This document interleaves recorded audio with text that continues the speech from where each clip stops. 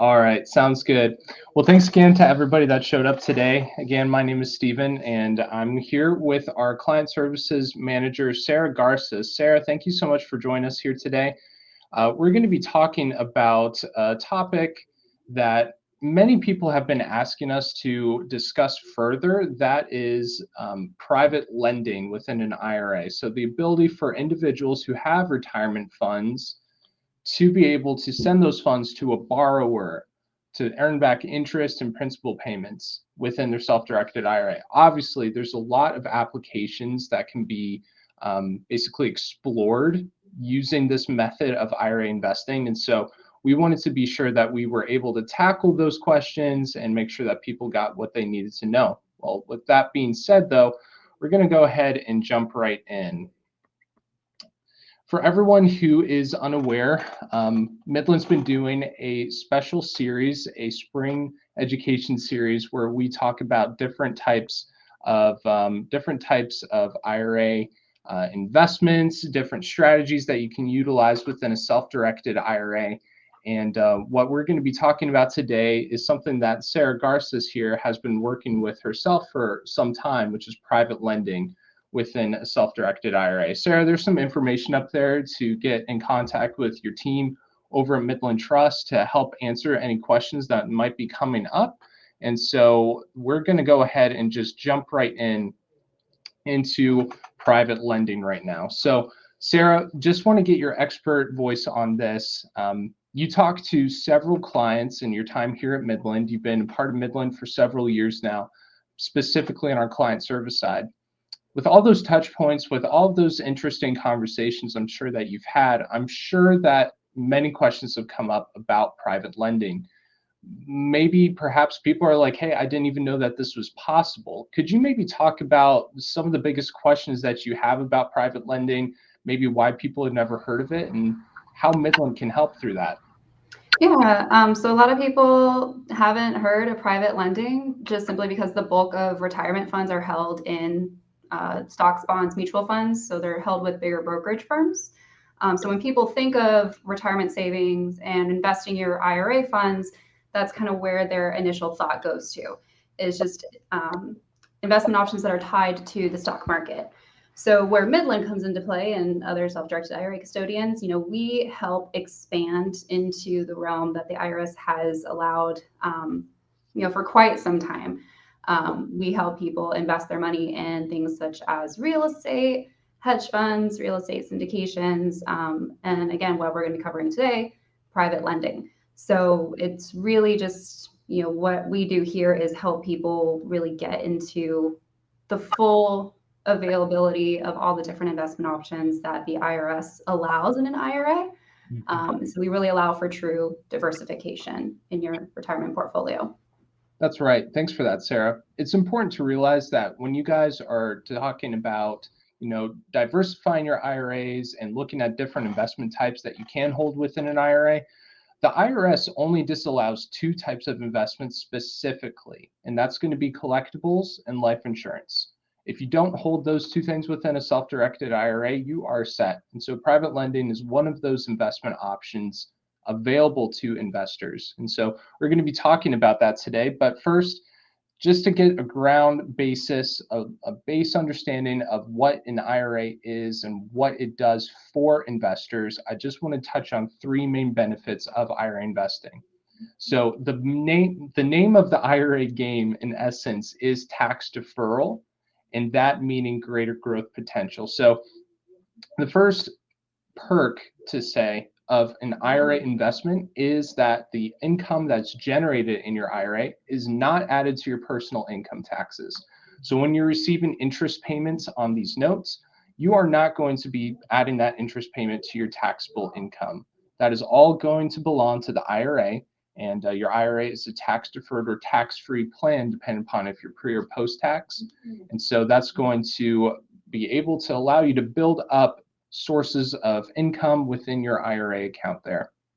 The second thing that is really great specifically about self-directed IRA, so this is more specific to what Midland does, is that it allows you to have complete control of your lending process, the IRA.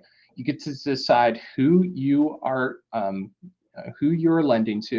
You get to decide where and when that happens, and you also will be able to send out how that lending is going to be repaid. And so with all of those perks, with all those benefits, your principal and your interest being brought back into your IRA, not being taxed, that enables you to be able to invest into your next deal, which we see a lot of our clients do, and a lot of lending once one note matures and another note is put out. So we do see that pretty commonly. Now, Sarah, now that we know like the benefits of using IRA funds for lending, I do want you to touch on the picture of the typical private lending investment. Like, what are the steps that are usually taken when someone opens up the account here at Midland? What is like the simple 3-step process someone needs to go to in order to fund a note being lent out? Yeah, so once somebody decides that they want to work with Midland to invest in a type of private lending deal, of course, the first step is going to be opening and funding that account here at Midland. Funding the investments, honestly, half the battle, or funding the account is half the battle. It can take some time to transfer money, from an existing IRA over here to Midland. So that's probably the most important and time-consuming step. After funding the account, or during the funding process, we will work alongside you to make sure that you're getting all the investment documents in good order. So either you as the account holder can work with the borrower on drafting the note agreement. If you've done private lending on a personal level, you can also certainly enlist the services of an attorney or of professional in drafting those documents as well. So first step's funding the account, second step's getting the documents in order. And then the third step, once we have all the documents, the account's funded, we will work with you on getting the investment approved. So we do have an internal form that we will need, an additional internal approval process that we'll need to go through. Once we have checked all those boxes on our internal process, we can turn around and get that investment funded for you. That's great. Thanks, Sarah. Sarah and her team are really excellent about walking us through that process as well. So when you come on board with Midland, you'll be working with one of Sarah's team members in order for them to help you along with this process as well. So thanks again for walking us through that. There are some rules, however, associated with private lending within an IRA. The IRS does provide you with the benefit of this tax, advantage lending method through the vehicle of an IRA, but with that comes some rules, some regulations, of course. And so today we're just going to talk about the top 6 that you need to know if you're going to be lending from your IRA, okay? And so the first 3 here that we see is, we're going to see that first, and most importantly, your IRA must be listed as the member on your note document. So when you begin the process of lending your IRA funds to an individual, documents must be filed and signed by the parties involved in order for this to be put underway. And so when you begin the lending process, your IRA must be listed as the lender on those documents, okay? So it's not going to be, Stephen Plocky or Sarah Bryle, as lender. It's going to be Stephen Plocky IRA as lender. And so we're going to help you with the titling of that as the time comes when you open up the IRA. But rule number 1, IRA must be listed as the lender. Rule number 2, all income must be attributed to the IRA, meaning if you are receiving payments back for this note, those payments are going to be going back into the IRA. And of course, you would want this. Not only did your IRA send out funds to be lent, and so you want it to be compensated, but also it's going to be put in the tax shelter of the IRA. And so that's very important. And so making sure that all payments get put back into the IRA is super vital to this process. And we do have technology and a process in order to make that very simple for your borrowers to pay your IRA directly. We'll touch on that a little bit later here. Third, no prohibited parties are allowed. This is going to be a constant theme that you're going to be hearing from us here at Midland Trust. A prohibited party is essentially any family member or fiduciary that's servicing your IRA account. So if you have a child that is wanting to borrow funds, you can't borrow it from your IRA. So just making sure that the individuals that you're lending money to are able to be interacting with your IRA is super vital when talking about the IRA lending process. Sarah, do you want to tackle rules 4 through 6? And so what Stephen went over can be applied honestly to any IRA investment if you want to think of it this way. Rules 4, 5, and 6, they're going to be more specific to private lending. So number 4 here being you want to make sure that the loan is in line with state usury laws. Just in the event that there is any issue that arises with borrower, you want to make sure that your loan is enforceable within state laws. Number 5 is listing the terms of the loan. So we do, in order for us to custody any kind of promissory note, we do need to have those loan terms clearly stated in that document. So what we're going to be looking for is, the IRA is listed as the lender. We know who your borrower is. There is a clearly stated maturity date. There is a clearly stated interest rate, and it's also clear how payments are going to be made to the IRA, whether that's on a monthly basis, quarterly basis, whatever terms you come up with your borrower. And then number 6, we are going to need to hold the original promissory note. We're going to keep that in our custodial vault. So as long as we are custodying the asset, we're going to be holding on to those originals. There is a little bit of a different process depending on what type of note you're investing in. We'll touch on that in a little bit. But those are rules 4, 5, and 6. So check your usury laws, make sure you have clearly stated loan terms, and then make sure that we are getting that original loan to hold on to.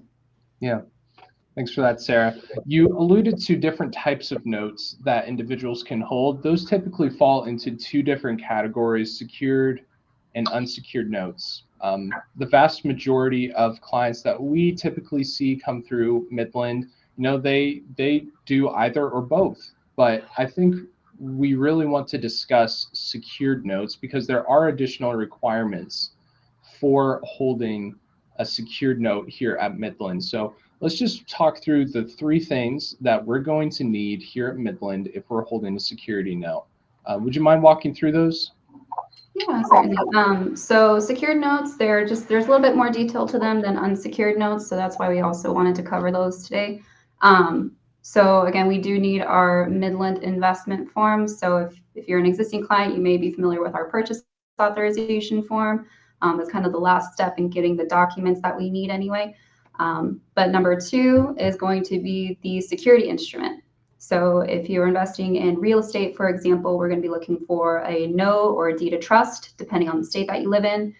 We may also be looking for additional closing documents if you are doing a formal closing with a title company or an attorney. If you are opting for a non-real estate security, something that we may be looking for, it could be a UCC1 filing,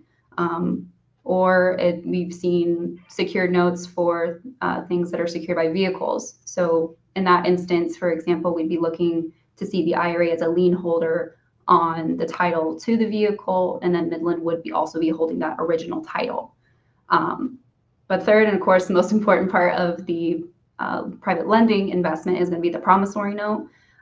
So again, if you are going through securing the loan with a piece of real estate, you're going through a formal closing, we will get that original promissory note after closing. The title company should be sending that to Midland.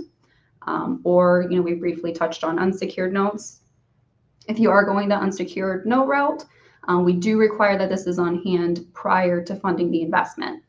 So just depending on what you're looking to do, this is very simple overview of what we would be looking for document-wise. Yeah, thanks for that, Sarah. And these are all things that you will be reminded about as you go through the process here at Midland Trust. And that's one of the things that I do want to bring out about Midland Trust. When you work with us, we do strive to make this as easy as possible. We understand that if you're trying self-direction, it's probably the first time that you've done it. And so we have team members who specialize in loan investments and are able to take a look at your documents if you send us a draft and let you know if there's anything that does need to be changed. That is something that we do provide. When you work with us, you can get a dedicated service representative here at Midland Trust that can specialize either in real estate lending or in different types of lending here to help you through that process. We also have a quick electronic document process where you can upload documents to us quickly and we can send them out to you for approval or feedback. Also, and this is the thing that I did want to touch on, if you decide to utilize Midland for lending from your IRA, you can invite your borrowers to pay your IRA directly through our Midland payment portal, our online payment portal. This is a really great tool because it really simplifies the process and making sure that you get timely payments from your borrowers. You're able to even track specifically when you receive your payments, how often you receive your payments. It just really helps you organize the note payoff process. And so I'm really grateful that here at Midland, we do put out these resources, whether it is these podcasts or these opportunities for individuals to learn more about the ability of their IRAs to invest in these options. And so one thing that I do want to make sure that we touch on is some available resources that we have in Midland Trust. Sarah, here are some 3 that we can touch on if you want to talk about those. Yeah, so all of these resources are available on our website. The first one being our self-directed IRA guide. So if you are new to self-direction or just trying to get a better idea of what all Midland can offer you as far as investment solutions, that is a great place to go just to learn more about what we do here at Midland. That second resource there you'll see is our real estate IRAs made easy guide. So this is going to be specific to real estate investing. It's going to give you some information about, purchasing single-family homes, partnering on investment deals. And I believe this one also touches a little bit on private lending too, if you're looking to do a secured note. And that last one there is also a very helpful guide. That is our prohibited transactions guide for short. It's going to go into more of the details about the IRS rules. Stephen hinted earlier about disqualified or prohibited parties to your IRA. That does give a breakdown, a little bit more detail as far as what family members, who's considered disqualified to your IRA, who your IRA can and cannot transact with. Those rules do also extend to certain fiduciaries and even business partners and entities. So that does give you a little bit more information about the rules that govern what you can and cannot do within your IRA here at Midland. Yeah, that's so helpful. Thanks for that, Sarah. Philip, Jerry, and Brian, I see your questions here, and I do want to address them right now. So, Philip, Illinois usury rates, you can find this online. Midland does not set these usury rates. That is done by state. So a quick Google search of Illinois usury rate, that's going to be able to yield to you the answer that you're looking for. It's not a Midland usury rate. That's just a rate that's set by the state. So you should be able to find that very easily. Jerry, does Midland have a platform to find loans for sale, or do you have to request from borrowers from loans? So let me address this specifically because this goes in line with what Midland does for our investors or what we don't do. Midland is a self-directed IRA custodian, meaning that we hold on to investments that our clients bring to us. So these deals that you're finding, if you're wanting to go ahead and send out funds to a business that is raising capital through debt, you can go ahead and do that and write them a note specifically.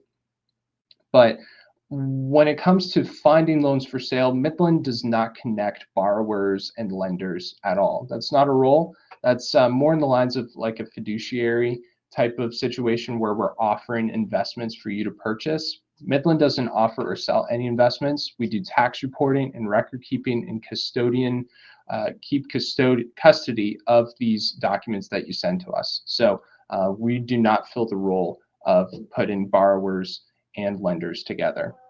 Brian, you have an excellent question about LLCs. If I personally own an LLC that does real estate investing, can I lend to my LLC? The answer is going to be no, you cannot. And the reason for that is because if you have ownership of an investment that you own personally, your IRA cannot interact with that investment. And the reason for that is because of the prohibited party rules. Your IRA cannot finance or invest into any projects or any organizations that you have personal ownership over. That would be a prohibited party transaction right there. So Gary, we might have resources available to you through third parties that we've worked with in the past that are available on our website, midlandtrust.com. Look for third-party resources if you're looking for different attorneys or title companies for the state of Tennessee. I'm not sure if we have Tennessee specifically, but individuals who are capable of working in those states, we might have some access to there.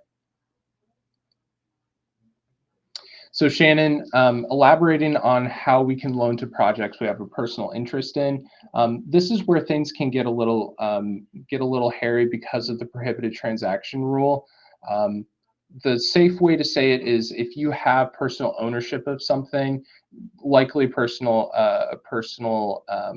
prohibited party is going to be involved. So I would not recommend that you would pursue an investment where you have personal involvement above 50% because of that rule. Marcy, the IRA can partner with yourself if you're entering into a new investment. So if there's already standing investments such as an LLC that you already currently own, and then you try to inject cash into it via a lending situation from your IRA, that is going to be prohibited. That's one of those rules where it gets a little interesting. Okay, I do see that we have other questions, but I do want also to point us to one more resource that we have available. It is our Midland University page over at midlandtrust.com. So Midland University goes back to some time. Midland's been around since the early 2000s, but we have invested heavily in the past in educating both clients and individuals just interested about self-directed IRAs, about the investment process, about the self-directed IRA capabilities, investment capabilities. And so if you go under our resources tab at midlandtrust.com, you'll be able to find our Midland University page. And that's where you can find information about real estate IRAs, about lending from your IRA, private placements, futures and Forex trading, etc. And so that's going to be another resource that I would recommend that you would take a look at. Okay, for those of you who are interested in utilizing private lending or other self-directed IRA investment types with your retirement funds, this is how you get started. It's a simple 3-step process. My team and Sarah's team work in tandem in order to get this through. So the first step is obviously to visit midlandtrust.com, complete the application, and then fund your account during that application process. This can either be a contribution, a transfer request, or a rollover notification. Lastly, you can send us an original note document to us to begin the investment process. We're going to need that note so that we can begin the funding process for your investment. We're going to give about 5 more minutes for any questions that we do have here about the lending process here at Midland Trust. Alan, looks like you have a question here. It says, you said that you don't have to claim income or interest payments on tax returns, but do we have to file the interest with the IRS? Specifically, I'm concerned with the borrower claims the interest on their return. How does the IRS know where the interest they're deducting is coming from? This is a good question. So Alan, your IRA is going to be the lender and listed as the lender on the actual loan document itself. So it's very clear where the money's going to be coming from. There are going to be no documents that you have to file with the IRS to report any income that you're receiving as a result of this investment. Just like if you're to receive, I don't know, dividend payments from a stock that you might own, say Google stock or Microsoft stock, in a brokerage IRA, you're not going to have to make a specific IRS filing when you make income off of a loan investment through an IRA. So that's not going to be an issue in this case. Karan, you're asking if you can use funds from the self-directed IRA to invest in startups as an angel investor.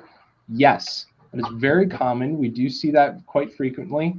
I alluded to it a little bit earlier. There are sometimes organizations that are looking to raise capital through debt and equity. This is going to be one of the ways that you can raise capital through debt. So yes. Sarah, do you have something you would like to add? Yeah, just one thing, going back to Alan's question, because I know he asked about the borrower claiming form. So, if you have your own mortgage, you know that you get a tax form from your mortgage company. So Midland is not a loan servicer. So we do not prepare any of these tax forms for borrowers. If that is something that you are looking to do as a value add to your borrower, you will just need to connect with a tax professional who can prepare that form for you. That's helpful. Thank you, Sarah.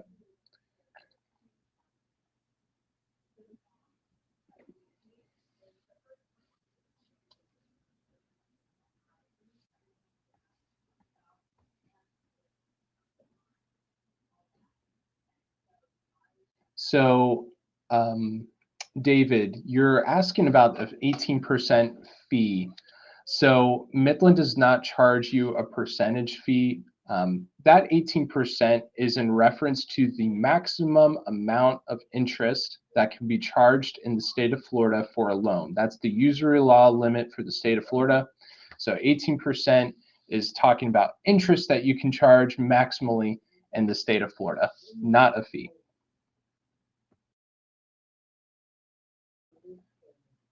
All right. Well, we're about done here. If there are other questions that do come up, I do recommend that you reach out to us. This is a variety of ways that you can reach out to us here at Midland Trust. You can call us, you can text us, you can also reach out to us on our various platforms. But we do want to thank you so much for choosing Midland to be your source of education here for self-directed IRAs. And we do appreciate your time and do appreciate your questions as well. For the questions that I didn't get to today, Sarah and I didn't get to today, we will be following up with you via email. So thank you for registering. Everyone who has signed up for this webinar will be receiving a recording of this webinar as soon as we end the event. So you can always go back and take a look at what we've been able to discuss. But thanks to you again for joining us today, and looking forward to seeing you next time. Have a great day.